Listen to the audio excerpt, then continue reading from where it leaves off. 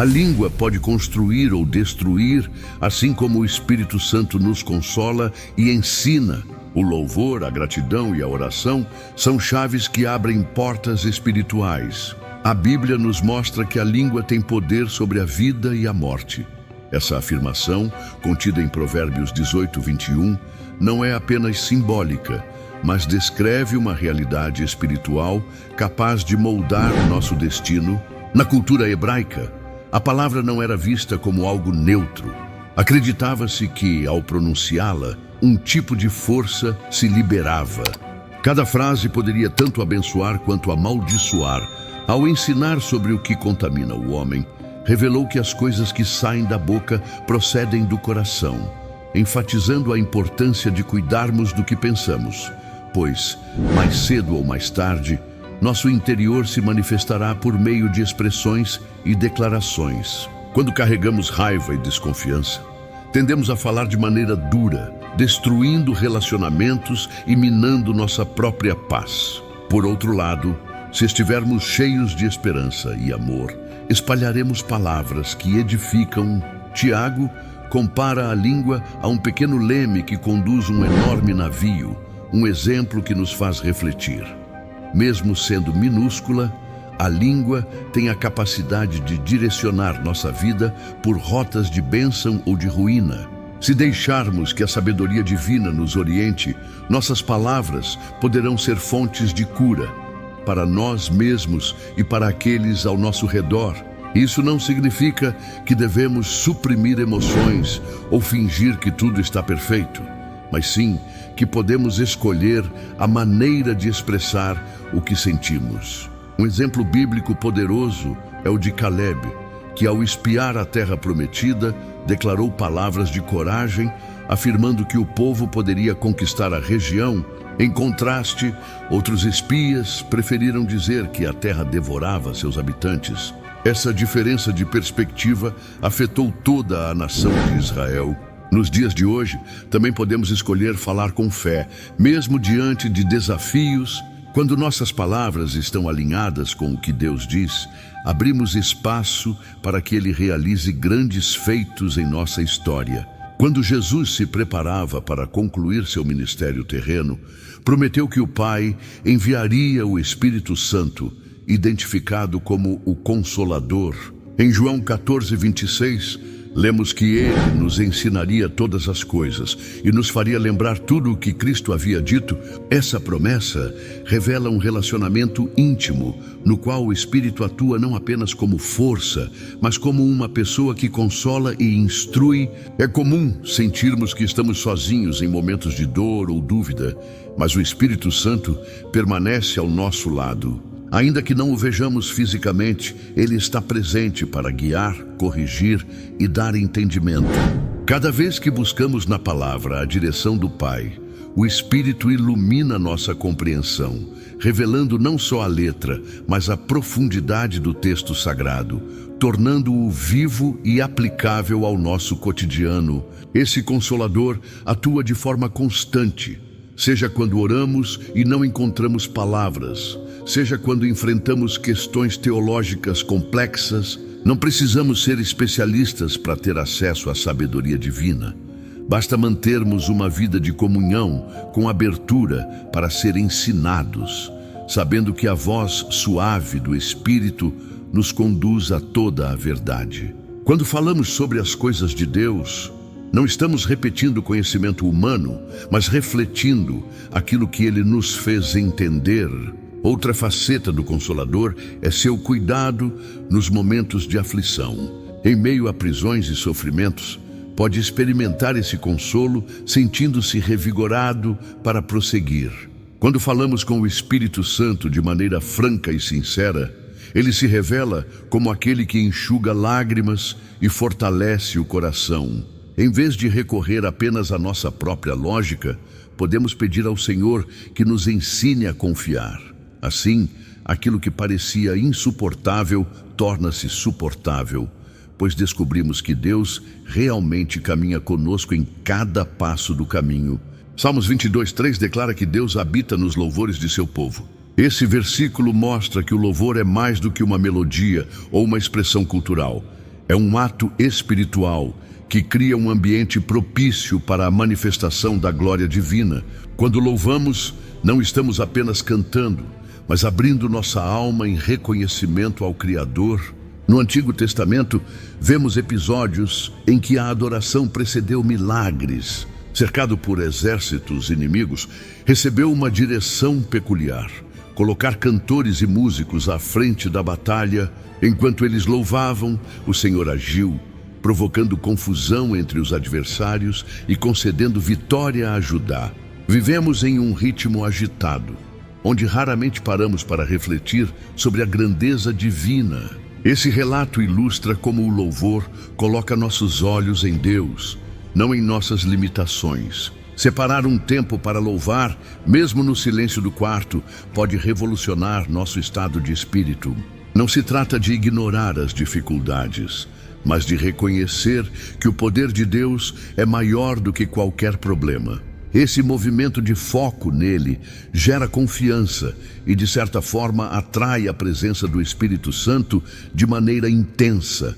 No momento de adoração coletiva, sentimos que algo muda na atmosfera, as preocupações cotidianas parecem diminuir e há uma maior consciência de que não estamos sós. São nesses instantes que algumas pessoas são curadas, restauradas e recebem revelações importantes para suas vidas. O louvor é uma atitude que agrada ao coração de Deus e nos faz desfrutar da companhia dele de modo mais profundo. Quando louvamos, permitimos que a voz do Espírito ressoe em nosso interior, trazendo esperança e renovação. Em 1 João, capítulo 1, há uma afirmação direta: se confessarmos nossos pecados, Deus é fiel e justo para nos perdoar e nos purificar de toda injustiça. Não se trata de um ritual vazio ou de uma tentativa de autopunição, mas de um caminho para restaurar a comunhão com o Pai. A confissão sincera demonstra que reconhecemos nossas falhas e desejamos alinhar-nos aos padrões divinos. Após cometer adultério e homicídio, compôs um salmo de profundo arrependimento, pede a Deus que crie nele um coração puro e renove um espírito inabalável. Esse clamor, registrado no Salmo 51, mostra que mesmo em meio à culpa, podemos encontrar graça quando nos achegamos ao Senhor com sinceridade. O arrependimento não é apenas um sentimento de remorso, mas uma mudança de atitude que nasce de um coração quebrantado. Quando confessamos nossas faltas, abrimos espaço para que o Espírito Santo realize um verdadeiro processo de limpeza em nosso interior. Ele remove a culpa que nos prende e coloca em nosso peito a certeza de que somos aceitos. Esse ato humilde agrada a Deus, pois demonstra que deixamos de confiar em nossas próprias forças. Então, como é precioso viver livres do peso do pecado que nos arrasta para longe de sua presença. A confissão também nos protege da hipocrisia. É muito fácil cair na armadilha de tentar ser perfeitos, mas a Bíblia enfatiza que todos pecamos e carecemos da glória de Deus. Ao confessar, reconhecemos essa verdade e nos posicionamos para receber o perdão que Jesus conquistou na cruz.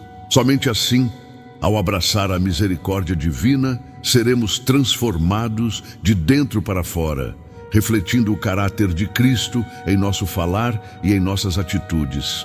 Em 1 Tessalonicenses 5,18, lemos que devemos dar graças em tudo, pois essa é a vontade de Deus em Cristo Jesus para nós. Essa ordem pode parecer desafiadora, principalmente quando passamos por dificuldades que nos tiram o sono. No entanto, a gratidão não significa negar a existência do problema, mas sim reconhecer que Deus continua soberano em meio a qualquer cenário. A gratidão muda nossa perspectiva. Ao invés de focarmos no que nos falta, passamos a contemplar o que já temos e o que Deus fez por nós. Essa mudança de ângulo traz esperança e fortalece a fé. Quando Jesus alimentou uma multidão com pães e peixes, o primeiro passo foi agradecer ao Pai. O milagre foi precedido por uma oração de gratidão. demonstrando que, ao reconhecer a bondade de Deus, abrimos portas para provisões inimagináveis. Outro ponto importante é que a gratidão não depende de grandes eventos. Podemos e devemos agradecer pelas pequenas alegrias do dia a dia. O alimento, a saúde, a família e um amigo fiel são elementos que muitas vezes só percebemos o valor quando estão ameaçados. Agradecer é também um ato de humildade, pois reconhecemos que dependemos da bondade divina para respirar a cada manhã. Além disso, a gratidão não apenas nos fortalece, mas também influencia quem está perto de nós. Um coração grato contagia. Quando abrimos a boca para agradecer em meio ao caos, mostramos que cremos em um Deus capaz de inverter situações e trazer luz onde há trevas. As Escrituras indicam que o Espírito Santo habita com mais intensidade em lugares onde existe honra a Deus. Ao expressarmos gratidão, criamos um ambiente onde ele pode operar livremente, revelando seu poder de formas que muitas vezes nem imaginamos. Em Marcos 11, 23, Jesus ensina que se alguém disser a este monte para se lançar ao mar e não duvidar em seu coração, isso ocorrerá. A passagem enfatiza a força da fé expressa em palavras. Não se trata de uma fórmula mágica para satisfazer caprichos, mas de entender que a fé abre caminho para o sobrenatural de Deus agir. A mulher com fluxo de sangue, descrita em Marcos 5, ilustra bem esse ponto. Ela repetia a si mesma que se tocasse nas vestes de Jesus, ficaria curada. Aquela declaração de fé a impulsionou a atravessar a multidão, ultrapassando barreiras culturais e sociais até alcançar o Mestre. Sua persistência verbalizada internamente resultou em cura instantânea e em um testemunho que atravessa os séculos. Ao mesmo tempo, é importante lembrar que as declarações de fé devem estar alinhadas com a vontade de Deus. Não se trata de um discurso vazio de otimismo, mas de falar de acordo com o que as Escrituras ensinam. Precisamos conhecer as promessas do Pai para liberar palavras que encontrem respaldo na verdade divina. Não afirmamos algo baseado apenas em nosso desejo, mas sim na direção que o Espírito confirma. Há muitas situações em que declarar a palavra do Senhor faz toda a diferença. Quando estamos enfermos, podemos crer que Deus é nosso médico por excelência e que Ele tem poder para nos restaurar. Se estamos em crise financeira, podemos lembrar que Ele é o dono de toda a prata e ouro, confiando que a provisão não está limitada às circunstâncias. Dessa forma, cada palavra de fé que sai de nossos lábios é um clamor que chega ao trono celestial, convidando Deus a intervir em nossas causas. Romanos 8, 26 revela que o Espírito Santo nos ajuda em nossa fraqueza, intercedendo por nós com gemidos que não podem ser traduzidos em palavras humanas. Esse texto mostra a profundidade e a intimidade que temos ao conversar com Deus.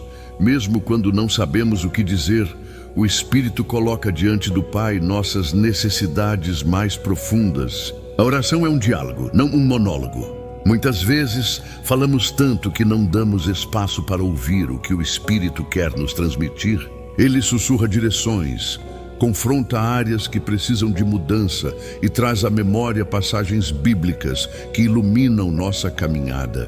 Para que isso aconteça, é preciso abrir tempo na agenda agitada do dia a dia, dedicando momentos de solidão ao Criador. A intercessão, por sua vez, é a forma de oração em que nos colocamos no lugar do outro, clamando a Deus em favor do próximo. Moisés intercedeu pelo povo de Israel quando estes se desviaram, adorando o bezerro de ouro. Esse é apenas um dos vários exemplos bíblicos do poder que a intercessão exerce, mostrando que podemos contribuir para a redenção de vidas através da nossa fé. Seu clamor sincero levou o Senhor a poupar a nação da destruição. Mesmo nos dias atuais, muitas intervenções divinas acontecem porque alguém decide interceder de forma perseverante, orando pelos doentes, pelos governantes e pela igreja. Não é um ato secundário, mas uma prioridade. Cada súplica, cada lágrima derramada por amor é registrada no céu. O Espírito Santo atua juntamente conosco, unindo nossa voz à vontade do Pai. Essa parceria entre Deus e o cristão, no secreto da oração, pode resultar em mudanças visíveis na terra, seja na salvação de uma alma, na cura de uma enfermidade ou na restauração de uma família fragmentada. Em Efésios 4:29, Paulo exorta os crentes a não deixarem que palavras torpes saiam de sua boca, mas somente aquilo que edifique e transmita graça aos ouvintes. Essa instrução mostra que nossa fala deve ter um propósito de construção e não de destruição. Falar bem do outro, elogiá-lo quando faz algo nobre e transmitir palavras de apoio são atitudes que fortalecem a comunhão entre irmãos. A igreja primitiva viveu intensamente esse ambiente de mutualidade. Foi ele quem recebeu Saulo, que depois se tornou Paulo, e o ajudou a ser aceito pelos discípulos, chamado de Filho da Consolação. Tornou-se um exemplo de quem abraçava e encorajava outros servos de Deus. Seu apoio possibilitou que a igreja visse a conversão genuína de um homem antes temido como perseguidor. Isso reflete o quanto uma única palavra de confiança pode mudar a trajetória de alguém. Além disso, edificar uns aos outros implica também corrigir em amor. Quando corrigimos com rispidez ou arrogância, podemos provocar afastamento e mágoas. Se o objetivo for genuinamente ajudar o outro a crescer, o Espírito Santo pode usar nossa observação para gerar arrependimento e amadurecimento. Se há empatia e zelo genuíno pelo próximo, as palavras serão recebidas como bálsamo. Mesmo que confrontem falhas, o resultado de uma comunidade que se esforça para edificar é a unidade e o testemunho mais forte do amor de Cristo. Pessoas novas que chegam se sentem acolhidas, e aqueles que já caminham há mais tempo são lembrados de que todos precisam uns dos outros. É nesse contexto que o Espírito Santo une cada membro do corpo de Cristo e fortalece o vínculo da paz. A cada dia, aprendemos a fazer de nossas palavras um instrumento de bênção no reino de Deus. Mateus 6, 14 e 15 apresenta o ensino contundente de Jesus. Se perdoarmos os outros as ofensas, também seremos perdoados pelo Pai.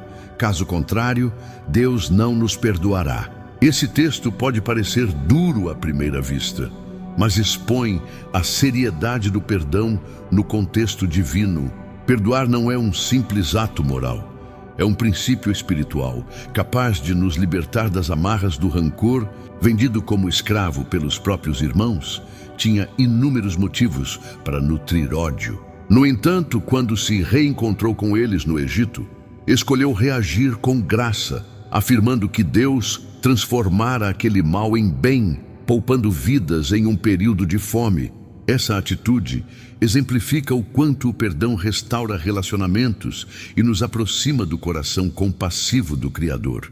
Perdão não significa esquecer o que ocorreu ou minimizar a gravidade do erro, mas sim não permitir que a ofensa defina nossa identidade. Ao liberar perdão, deixamos de ser vítimas para nos tornarmos agentes de reconciliação.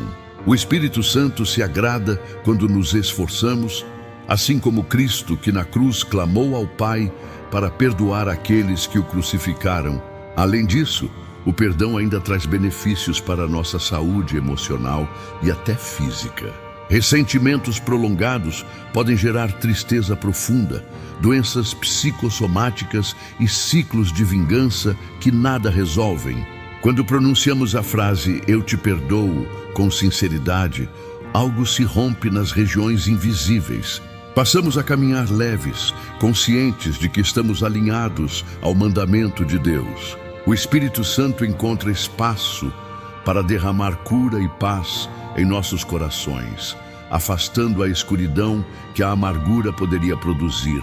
Apocalipse 12:11 revela que os santos venceram o inimigo pelo sangue do Cordeiro e pela palavra do seu testemunho. Isso ilustra como compartilhar experiências pessoais com Deus pode impactar profundamente a fé de quem nos ouve, O testemunho não é apenas relatar algo marcante, mas mostrar a forma como o Espírito Santo atua em cada área de nossas vidas, dia após dia. No Novo Testamento, encontramos o relato de um cego curado por Jesus, em João 9. Ao ser questionado, sua defesa foi simples, porém convincente. Eu era cego e agora vejo. Essa declaração tinha uma força inegável, pois mostrava um fato incontestável. Da mesma forma, ao narrar as intervenções divinas em nossas histórias, oferecemos a outros a chance de conhecer o Deus vivo. Mesmo que os fariseus duvidassem, ele tinha clareza de que havia sido tocado por Deus. O testemunho genuíno não precisa ser espetacular. Muitos pensam que somente relatos de grandes milagres são relevantes. A fé é construída muitas vezes com pequenas experiências diárias, como uma paz inexplicável em meio às crises, a provisão que chega na última hora ou a liberdade interior de vícios. Compartilhar o que recebemos do Pai reforça a nossa própria fé. Recontar a jornada que fizemos até aqui nos lembra de que não chegamos sozinhos. Cada situação em que sentimos o agir de Deus se converte em uma semente de esperança plantada em corações abertos. É um exercício de gratidão e de dependência divina. Além disso, edifica a comunidade cristã, pois alguém talvez esteja enfrentando o mesmo desafio que nós vencemos. Ao ouvir como fomos sustentados, essa pessoa pode se encher de coragem e confiar mais na intervenção de Deus. Tiago 1:5 diz que se alguém precisa de sabedoria, basta pedi-la a Deus, que a concede liberalmente. Essa declaração revela que a fonte de toda a sabedoria é o próprio Senhor. Saber disso nos convida a abandonar a arrogância de confiar apenas em nossa capacidade intelectual e a reconhecer que ainda há muito a aprender. A sabedoria divina ultrapassa o mero conhecimento, está ligada à capacidade de discernir situações complexas e agir conforme a vontade de Deus. Ao assumir o trono de Israel, pediu sabedoria para governar. Sua escolha agradou tanto ao Senhor que ele se tornou famoso mundialmente pela sabedoria incomparável. Esse relato mostra que, ao ver nossa sincera motivação, Deus tem prazer em responder nossos pedidos em nossos dias. Essa busca pela sabedoria celestial permanece essencial. Enfrentamos desafios éticos, conflitos de relacionamento, decisões profissionais e muitas outras questões que exigem mais do que uma boa informação. Precisamos de discernimento, de um olhar sensível para captar aquilo que apenas o Espírito Santo pode revelar. Quando falamos sobre a direção que Deus nos dá, estamos não só recebendo, mas também multiplicando essa sabedoria, ajudando outros a enxergar caminhos seguros.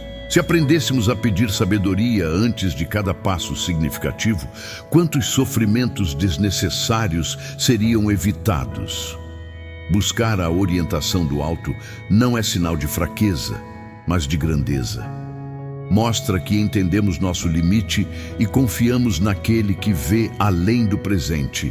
Um dos erros mais comuns é agir primeiro e orar depois, pedindo que Deus conserte as consequências de nossas atitudes apressadas. Cada conselho que sair de nossa boca será temperado pela perspicácia divina, edificando todos que nos ouvem.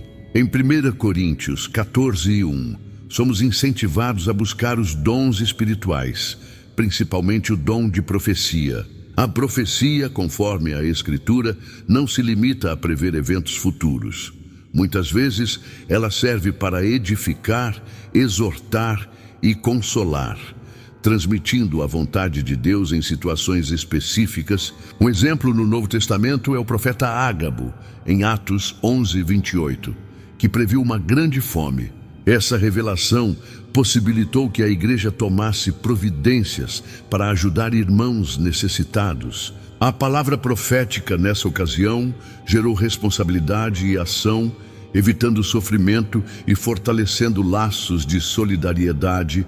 A Bíblia também ensina a julgar as profecias, garantindo que estejam de acordo com a verdade. Precisamos ter cuidado com mensagens que fujam dos parâmetros bíblicos ou fomentem confusão. O Espírito Santo jamais contradiz o que está escrito nas Escrituras. Portanto, a profecia autêntica sempre glorifica a Cristo e promove a unidade do corpo de crentes.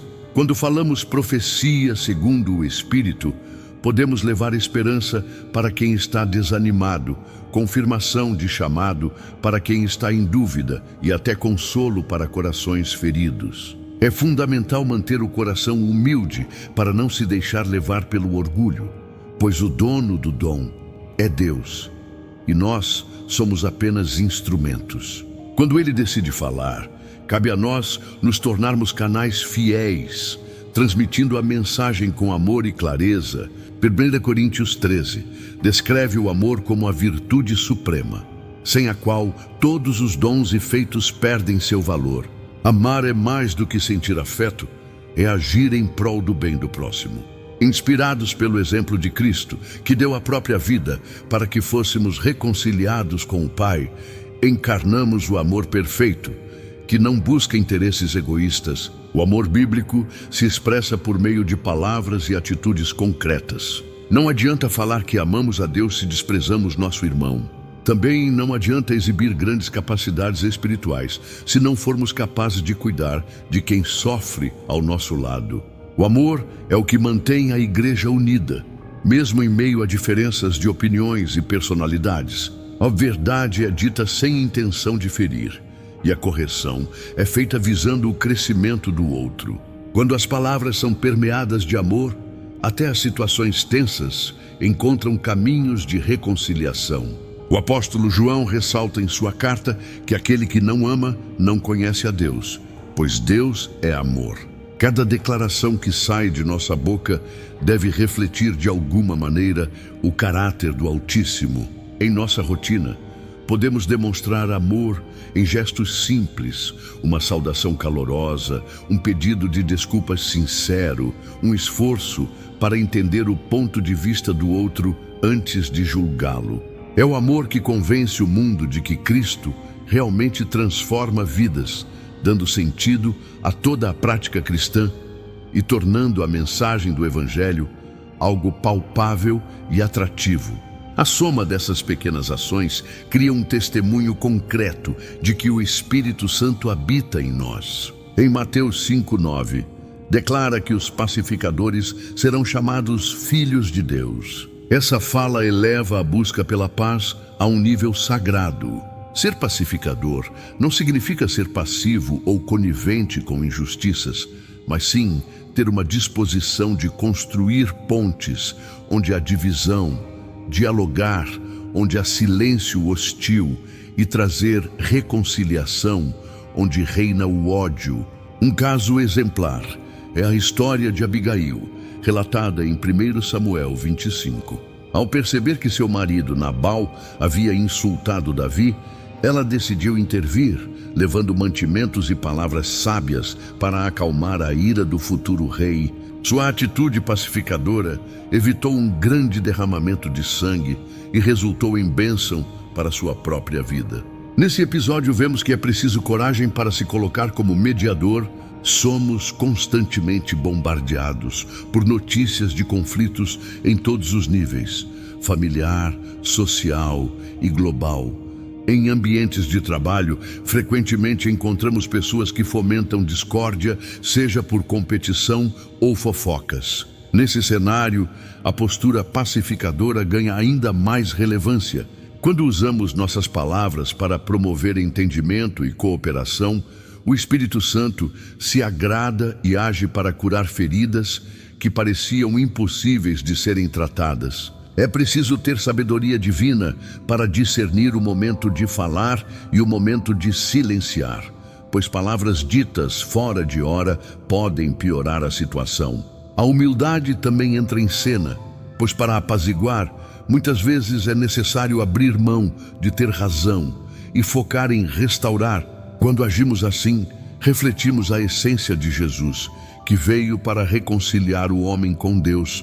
Tornamo-nos filhos de Deus, não só por proclamação de fé, mas pelo estilo de vida que abraçamos. Tiago 4,6 revela que Deus resiste aos soberbos, mas concede graça aos humildes. Essa afirmação mostra que a arrogância fecha as portas para a ação divina, enquanto a humildade cria um ambiente propício para o fluir do Espírito Santo. Humildade não é fraqueza, é virtude de quem conhece suas limitações e reconhece a supremacia de Deus em todas as coisas. Cristo deixou o maior exemplo de humildade ao se esvaziar da glória, tomando a forma de servo e obedecendo até a morte de cruz. Isso significa parar de disputar posições de honra e abraçar o serviço ao próximo. Em Filipenses, capítulo 2, vemos Paulo exortando a igreja a ter o mesmo sentimento que houve em Jesus. Esse tipo de atitude demonstra claramente o reino de Deus, invertendo as lógicas de poder do mundo. Quando falamos sobre humildade, nossas palavras também devem refletir essa virtude. Não se trata de nos depreciar, mas de não nos exaltarmos acima do que convém. Reconhecer a dependência de Deus e honrar as conquistas dos outros são formas de praticar a humildade. Ao presenciarmos algum sucesso ou feito extraordinário em nossa vida, podemos reconhecer que a graça do Senhor foi determinante. A falta de humildade é um obstáculo ao aprendizado. Quem acha que já sabe tudo, não busca conselhos e acaba repetindo erros. O sábio Salomão, mesmo sendo o homem mais sábio de seu tempo, ainda orava pedindo discernimento. Se ele, com toda a sua grandeza, se humilhava diante de Deus, quanto mais nós precisamos fazê-lo. Esse caminho de humildade libera a graça divina, possibilitando que cresçamos em maturidade e experimentemos o favor do Altíssimo de maneira crescente em cada área da existência. Oferecer a própria vida como sacrifício vivo não é apenas um ritual vazio, mas uma decisão que toca todas as áreas da existência. Quando Romanos 12:1 fala em apresentar o corpo como oferta a Deus, está propondo entrega completa. É como dizer: Senhor, tudo que sou e faço é para Ti. Deixamos claro que não somos de nós mesmos, mas somos de um Deus que merece honra. Ainda adolescente, foi levado para a corte babilônica, onde tentaram transformá-lo em um cidadão que obedecesse aos costumes locais. No entanto, ele escolheu não se contaminar com a comida do rei, demonstrando fidelidade até no que parecia pequeno. Aquilo que para alguns seria apenas um capricho alimentar, se tornou um sinal visível de consagração. A atitude de Daniel não brotava de fanatismo, mas de uma profunda compreensão de que sua vida não lhe pertencia, mas estava sob o governo de Deus. Por isso, ele se destacou em sabedoria e graça, servindo como testemunho vivo de que a entrega a Deus não desmerece a pessoa, mas a exalta. A verdadeira consagração vai além de ritos. Ela molda comportamento, prioridades e intenções. Significa permitir que o senhorio de Cristo influencie a forma como agimos em casa, no trabalho, nos estudos e até nos momentos de lazer. Quando fazemos tudo para a glória de Deus, nossas ações passam a ter um peso diferente. Não trabalhamos apenas por salário, mas porque entendemos que servir com excelência reflete o caráter do Altíssimo. A consagração também requer abrir mão de hábitos que ofendem os princípios bíblicos. Da mesma forma, não estudamos apenas para ter um diploma, mas para nos tornarmos instrumentos mais úteis nas mãos de um Senhor que capacita e envia. Essa renúncia não significa que Deus deseja nos privar de algo bom, mas sim que Ele conhece o que de fato nos constrói e nos conduz à plenitude. Num mundo que exalta o prazer imediato, manter-se firme em valores divinos pode parecer exótico ou ultrapassado. Esse contraste acaba atraindo olhares e despertando interesse em quem observa e se pergunta: o que faz essas pessoas viverem de modo tão coerente e comprometido? É nesse questionamento que a imagem de Deus começa a brilhar por meio de nossas escolhas. Consagrar-se não elimina a possibilidade de falhas. Ainda somos humanos, suscetíveis à tentação e fraqueza. Cada vez que tropeçamos, temos a chance de nos reaproximar do Pai e reafirmar nosso compromisso. A vida consagrada se torna um processo de crescimento contínuo, onde aprendemos com os erros e fortalecemos áreas antes vulneráveis. Esse caminho exige humildade, pois depender de Deus em cada passo é reconhecer que não conseguimos sozinhos. Quando oferecemos nosso ser em adoração diária, experimentamos uma alegria diferente, uma satisfação que não depende do aplauso alheio.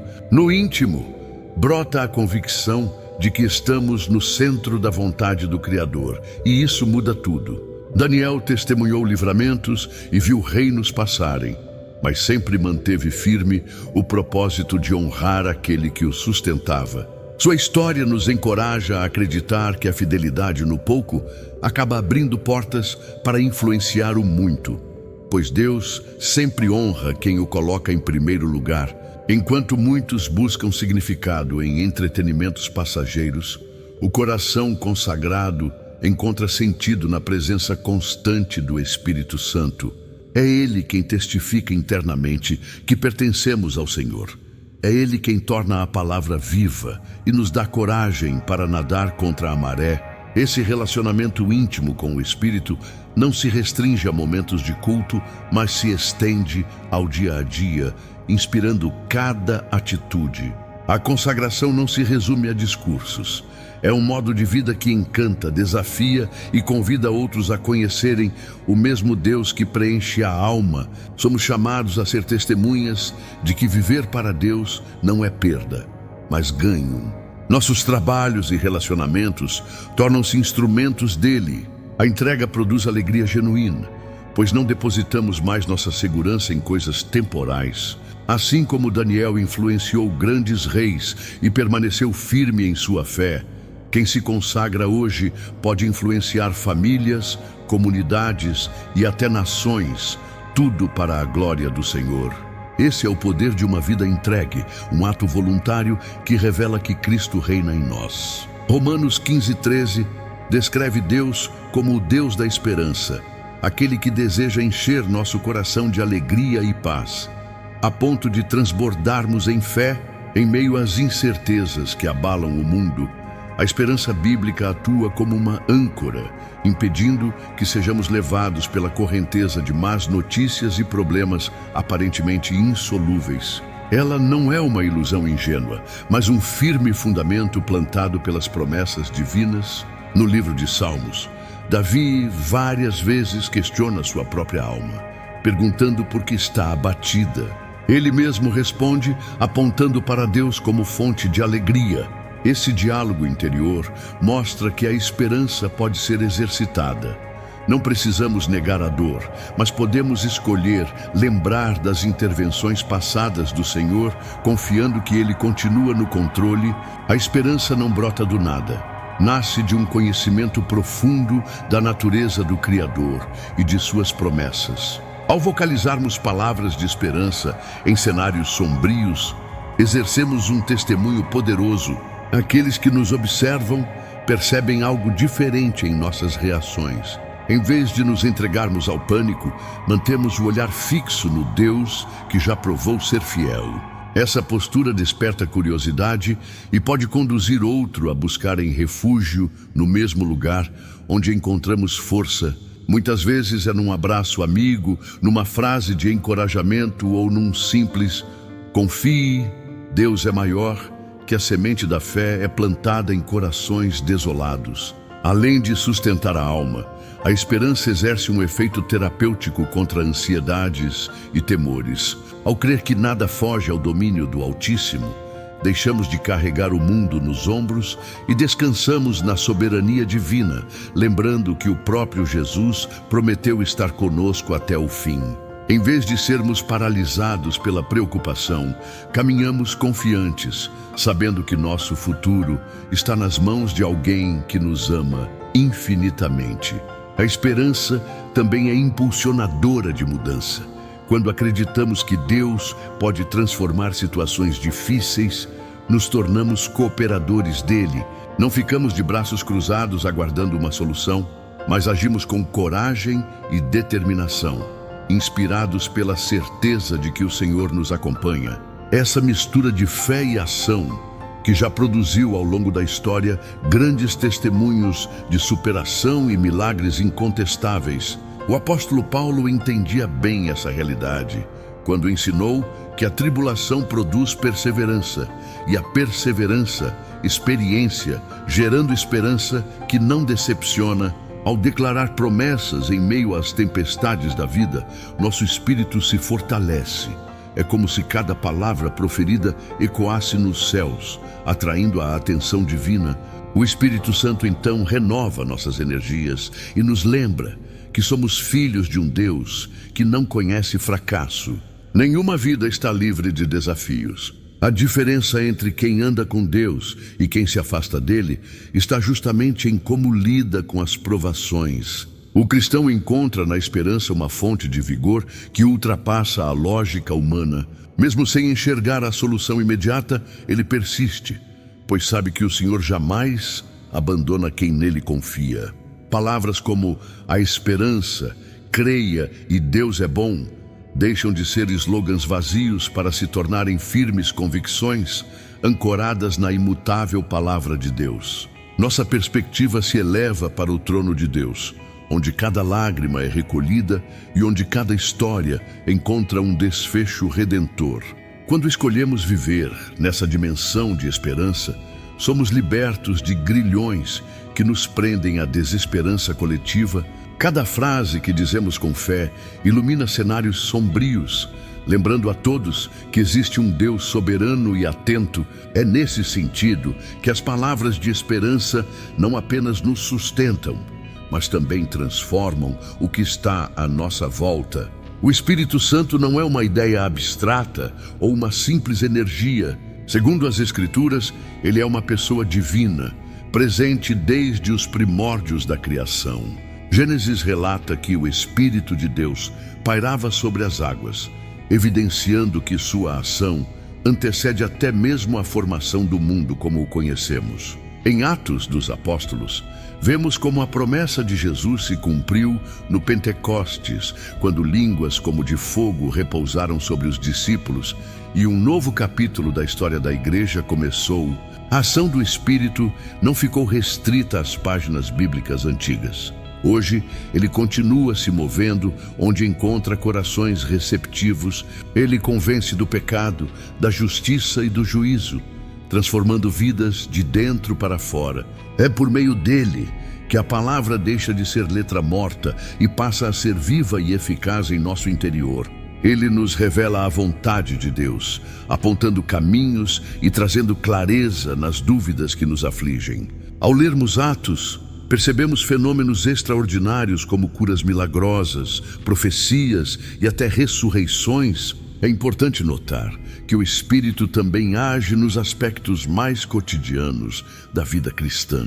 É ele quem nos dá força para perdoar ofensas graves, paciência para enfrentar aflições e amor para lidar com pessoas difíceis. Esses milagres silenciosos são igualmente poderosos, pois mostram que não somos reféns de nosso temperamento ou de limitações humanas. Em Romanos 8, afirma que o mesmo Espírito que ressuscitou Jesus habita em nós. Essa declaração retira do cristão qualquer desculpa para viver em derrota.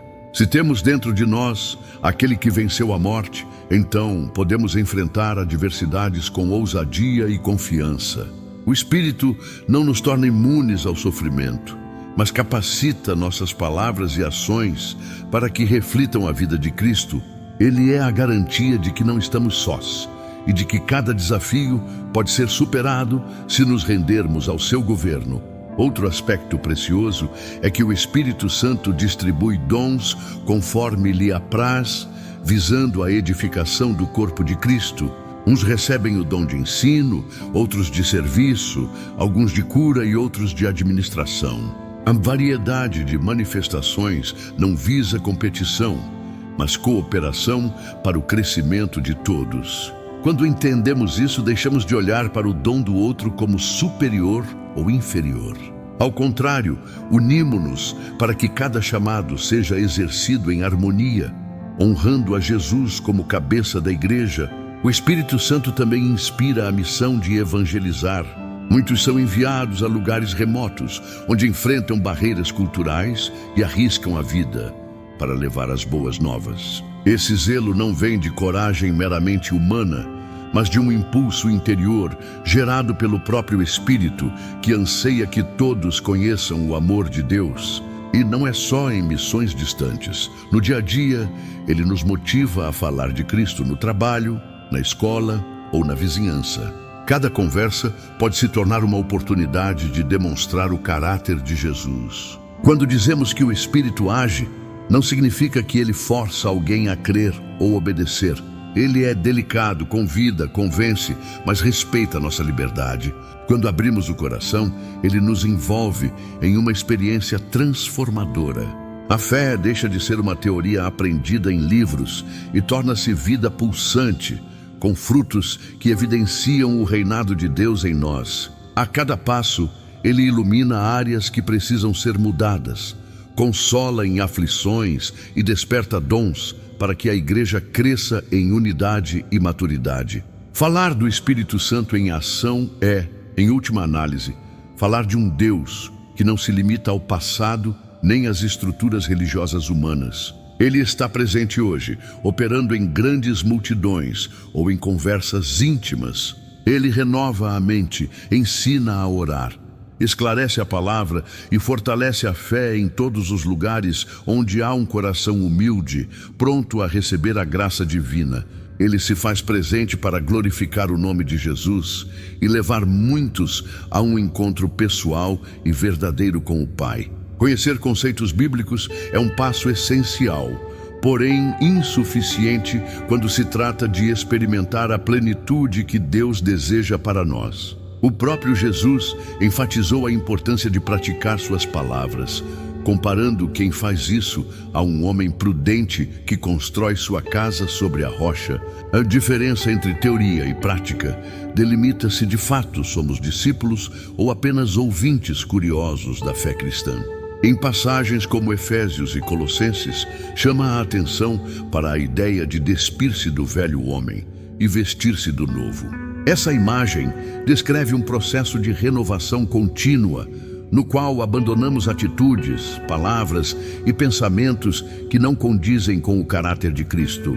Ao mesmo tempo, abraçamos valores e comportamentos que refletem o amor, a paciência e a santidade de Deus. É uma jornada que envolve esforço e dependência do Espírito Santo para dar cada passo, pois sem ele não conseguimos mudar genuinamente. A transformação genuína se revela em relacionamentos. Uma pessoa que antes era dominada pela ira aprende a conter suas palavras e a dialogar com mansidão.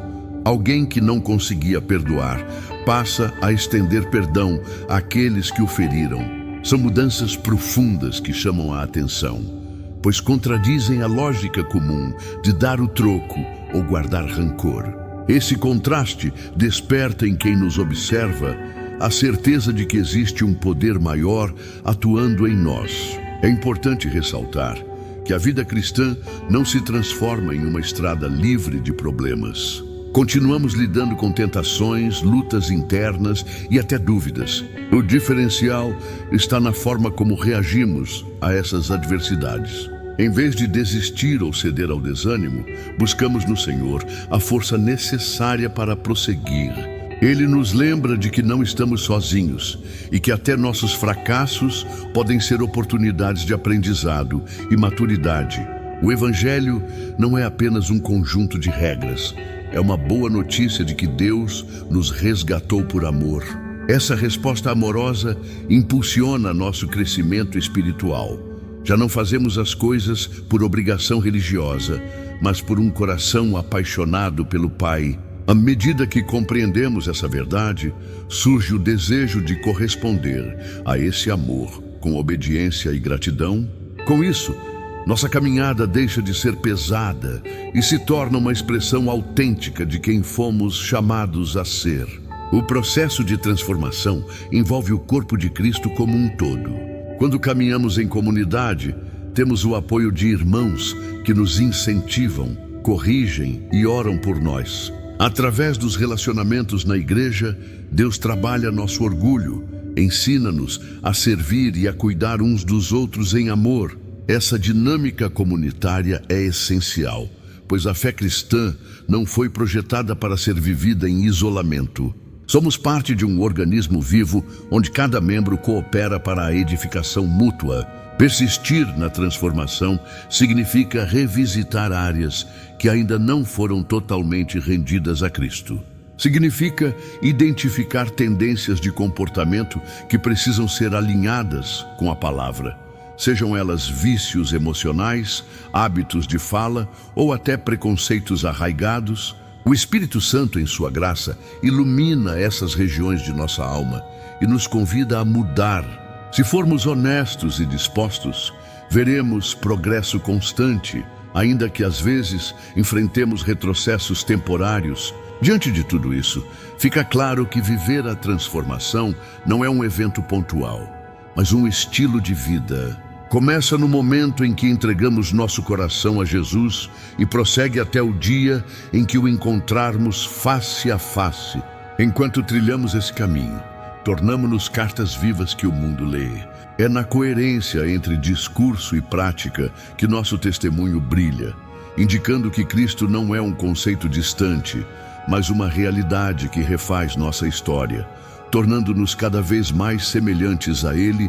De nada adianta armazenar conhecimento sem colocá-lo em prática. Vimos que a língua tem poder para edificar ou destruir, que o Espírito Santo é nosso consolador e mestre, e que louvor, confissão, gratidão, fé, intercessão e encorajamento criam um ambiente para o agir de Deus.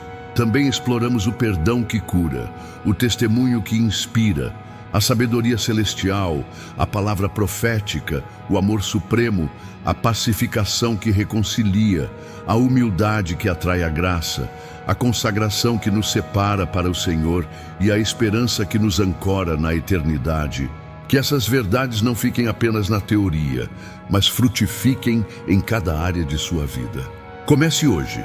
Revise suas palavras antes de proferi-las. Peça sabedoria quando não souber como agir. Espalhe amor onde houver discórdia e mantenha viva a esperança quando tudo parecer perdido.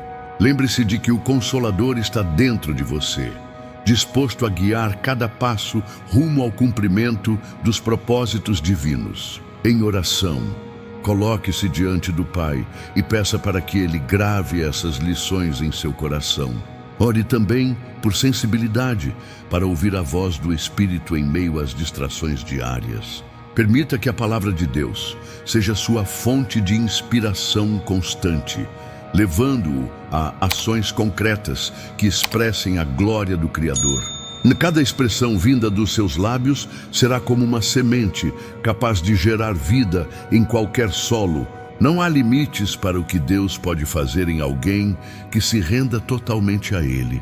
Que sua história seja um testemunho vivo de que quando nossas palavras se alinham à palavra eterna, o impossível se curva diante da autoridade do Altíssimo. Que todos vejam em você a evidência de um Deus que fala, ama, corrige e transforma, cumprindo fielmente o que prometeu a cada um que se volta para o seu reino. Amém.